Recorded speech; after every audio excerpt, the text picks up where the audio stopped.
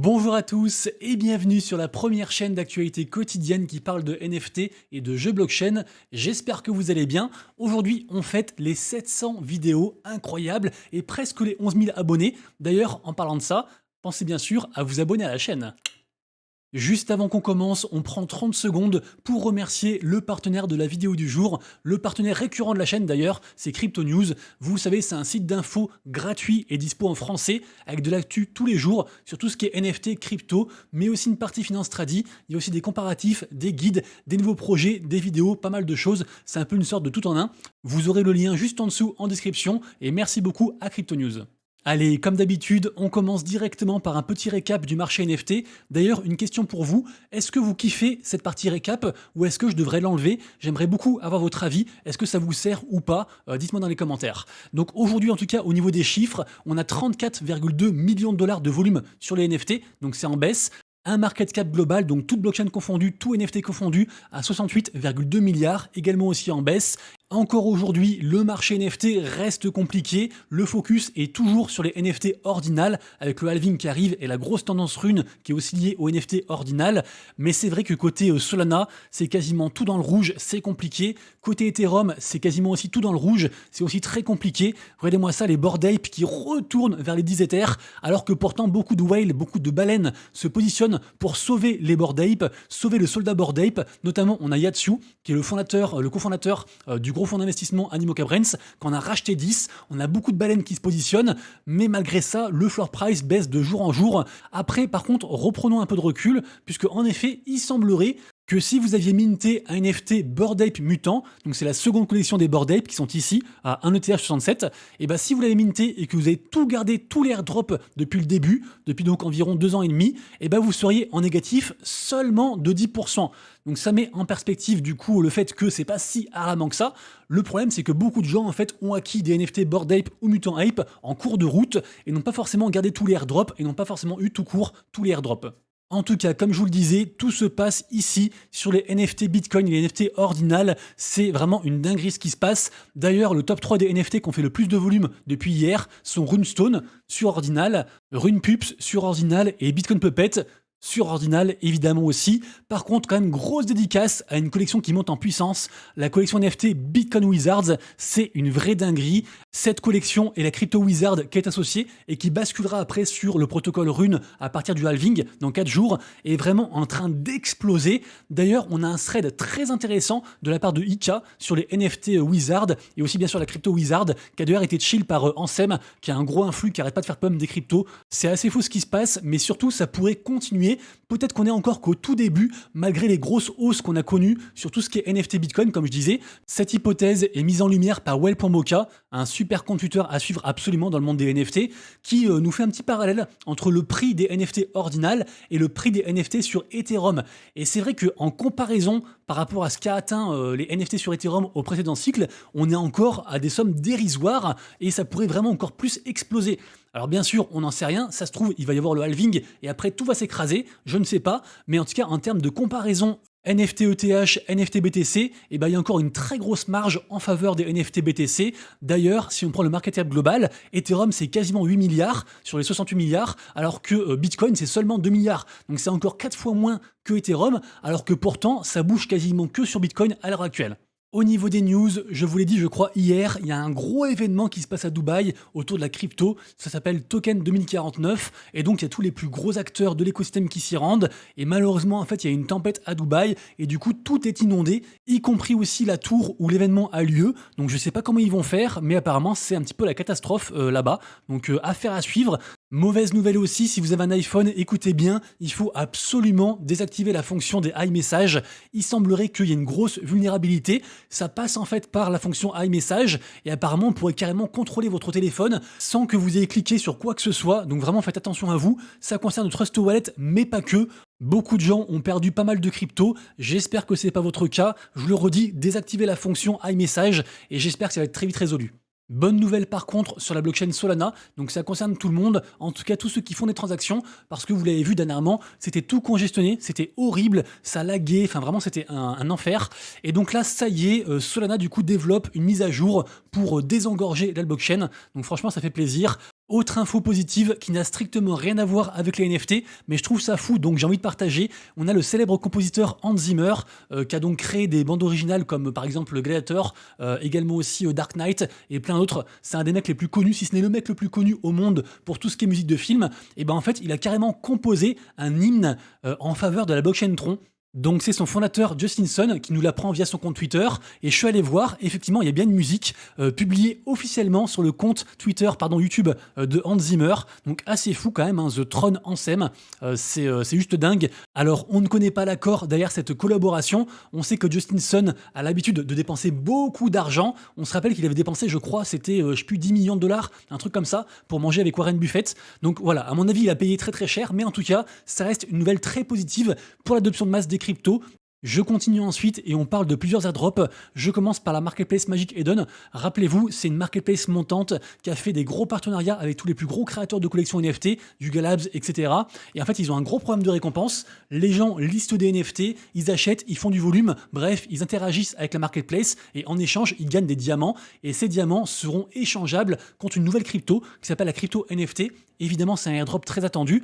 Et là, en fait, collaboration entre Magic Eden et le Wallet Fantôme. Et donc, si on liste via le Wallet Fantôme une fois par semaine un NFT qui est dans le top 100 des NFT sur Solana, et ben on gagnera en fait du diamant en plus. Il y a 500 000 diamants qui sont réservés du coup par semaine pour ça. C'est un truc qui prend 30 secondes à faire. Ça vous coûtera que les frais. Bien sûr, il faut aussi avoir un NFT, mais je veux dire, vous pouvez très bien le lister à très très cher. Et comme ça, vous le délistez et après vous le relistez chaque semaine. Et donc, c'est des points en plus gratuits, des diamants en plus gratuits.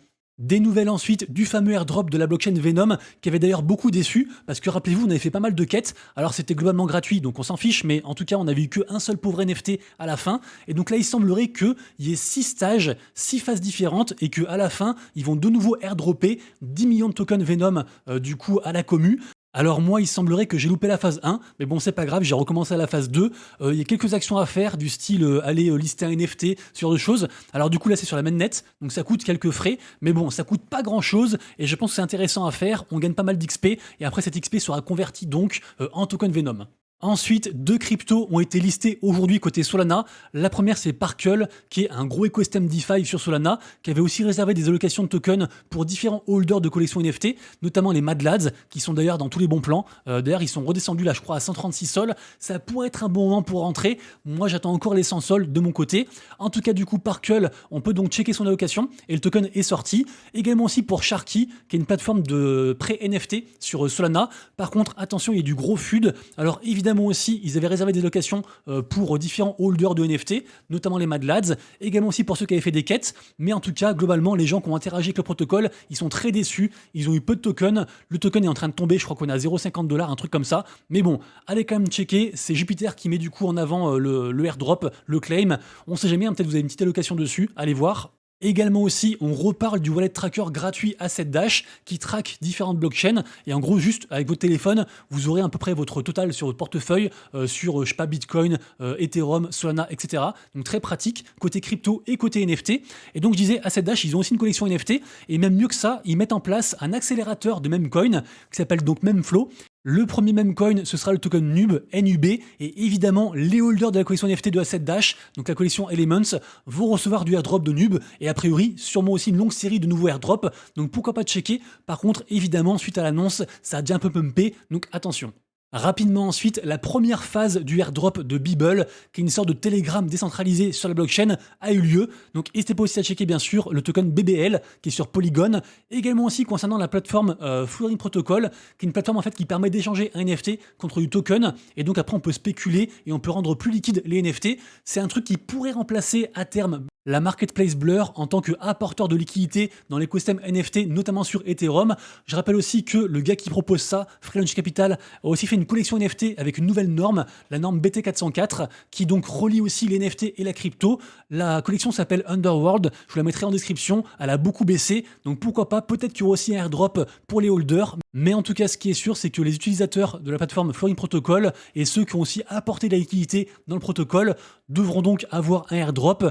Et sinon, comme je vous disais, la collection Underworld, c'est celle qui est ici. Et enfin, pour terminer les infos générales, que vous soyez holder de NFT CryptoPunks ou non, qui je vous le rappelle est la collection peut-être la plus emblématique de l'écosystème NFT, une des plus anciennes, une des plus chères aussi, une des plus respectées, et bah sachez que vous pourrez vous procurer à partir de maintenant et jusqu'au 15 mai un exemplaire de ce bouquin.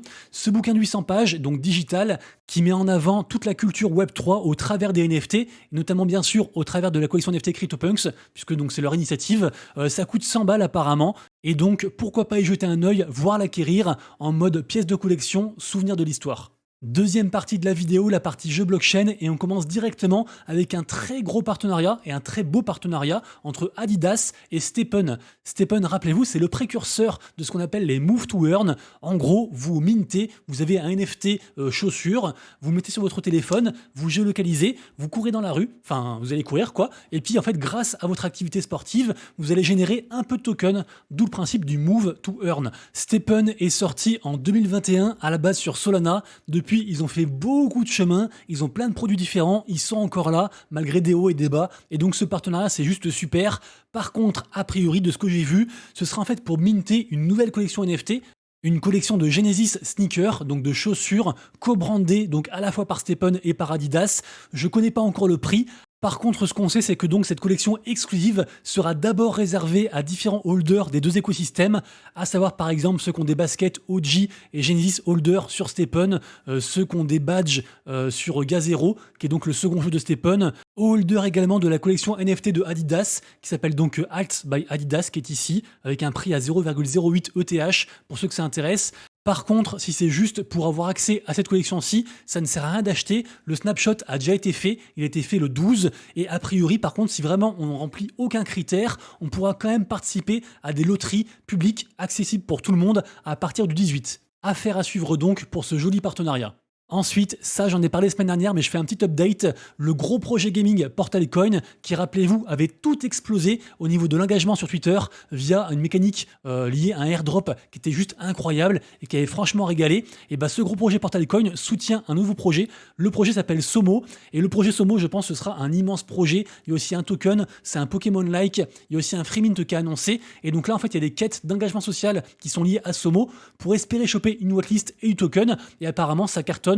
Ils approchent les 100 000 personnes, les 100 000 joueurs qui ouvrent des packs quotidiennement. C'est gratuit. Franchement, faites-le. Également aussi, interagissez avec leurs posts et comme ça, vous aurez plus de points. On peut également aussi stacker de la crypto Portal pour améliorer aussi son score. Et donc, le but, je le redis, c'est de choper une whitelist et éventuellement du token Somo.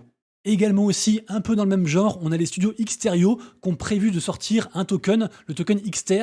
Ils ont aussi déjà différentes collections NFT et différents jeux. Ils auront aussi d'autres collections NFT à minter. Et donc là, en fait, ils ont une grosse campagne de farming de points pour donc avoir du airdrop prochainement. Je rappelle que Xterio, actuellement, il y avait 3 façons de faire pour gagner des points. Une façon avec leur mini-jeu Palio, qui est une sorte de Tamagotchi, qui engendre juste des frais de transaction via leur propre blockchain. Ça coûte environ 20-30 centimes par jour. La seconde façon, c'est avec leur quête d'engagement social sur leur plateforme. Ça, c'est entièrement gratuit. La troisième façon, c'était de holder un NFT Overworld, mais c'est assez cher, c'est je crois 1,7 ETH de floor price.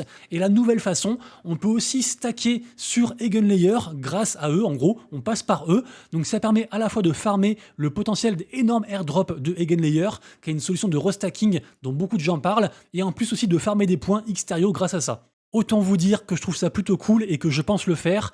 Et d'ailleurs, en digression, en fait, il y a une 5e façon de gagner des points sur Xterio, c'est de jouer au jeu Edge of Dino, qui est donc un des jeux de Xterio, et grâce à différentes quêtes, on peut aussi avoir plus de points. Et d'ailleurs, Edge of Dino qui a fait un partenariat assez sympa avec un projet que j'aime beaucoup, qui s'appelle Symbiogenesis. Et en fait, Symbiogenesis, c'est le projet Web3 de Square Enix, donc ceux qui sont derrière, entre autres, Final Fantasy. C'est vraiment du lourd. Et d'ailleurs, je précise qu'on a un canal d'entraide sur ce jeu-là, en fait, spécifiquement, dans notre Discord, qui, je le répète, est gratuit et ouvert à tous. Nouvelle suivante, on parle du projet Avalon. Le projet Avalon, c'est un MMORPG qui a levé 10 millions de dollars, qui est soutenu par Bitcraft et beaucoup d'autres. Franchement, ça promet du lourd. Par contre, malheureusement, pour l'instant, je trouve que le teasing est assez léger. En fait, on n'a pas trop d'images. C'est une sorte de bande-annonce comme ça. Mais voilà, on ne sait pas trop où ça va aller. En plus, c'est sûrement pas les vraies images du jeu. Mais en tout cas, le projet Avalon est un projet à suivre parce que ils ont levé beaucoup d'argent.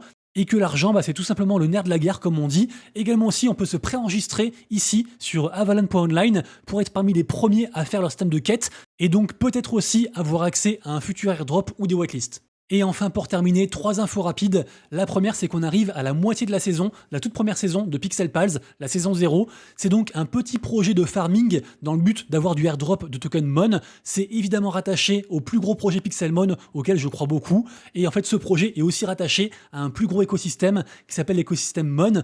Vous le savez, on farm d'ailleurs un airdrop spécifique à l'écosystème Mon ensemble, c'est gratuit, et donc Pixel Pals c'est encore un truc en plus, et par contre faites-le, au moins créez un compte, parce qu'en général il récompense aussi les personnes qui ont juste au moins commencé à jouer, donc je le répète, c'est gratuit et ça devrait rapporter un peu de token Mon. Ensuite, ça c'est un giveaway fort sympathique issu d'un partenariat entre Pixels qui est un jeu de farming social qui avait cartonné sur la blockchain Ronin, qui est donc la blockchain du jeu Axie Infinity, entre autres, parce que maintenant en fait ils attirent plein de jeux à eux, et franchement ça marche très très bien pour eux, et donc c'est entre Pixels et aussi la plateforme CoinGecko, que tout le monde connaît, et en fait sur CoinGecko on peut récupérer des candies tous les jours, c'est juste un clic, et grâce au fait d'avoir 100 candies, on les dépense, et on rentre donc dans cette loterie pour gagner, si on est tiré au sort, un Pixel Pets, donc un animal de compagnie pour le jeu Pixel, qui sera donc un NFT et qui, je pense, vaudra assez cher. Et enfin, dernière info, si vous êtes nostalgique de Pokémon à l'ancienne et de Tamagotchi, peut-être que le projet Saku Monster pourrait vous intéresser, car en version bêta, la phase 1 a très bien marché. A priori, il y aura aussi un nouveau airdrop pour la phase 2. Il faut juste s'occuper d'un œuf, tapoter un peu son téléphone, et c'est tout, mais il faut le faire tous les jours. Donc pourquoi pas du coup faire la phase 2, c'est à vous de voir. Les amis, du coup, c'est tout pour moi. J'espère que vous avez apprécié ce contenu. Si c'est le cas, si je vous apporte un peu de valeur, pensez à lâcher un pouce en l'air, voire un commentaire. Nous, on se retrouve dès demain pour la prochaine vidéo. Et d'ici là, bien sûr, pour l'instant de vous, de vos proches et de vos wallets, c'était Monsieur Rabbit. Des bisous. Ciao.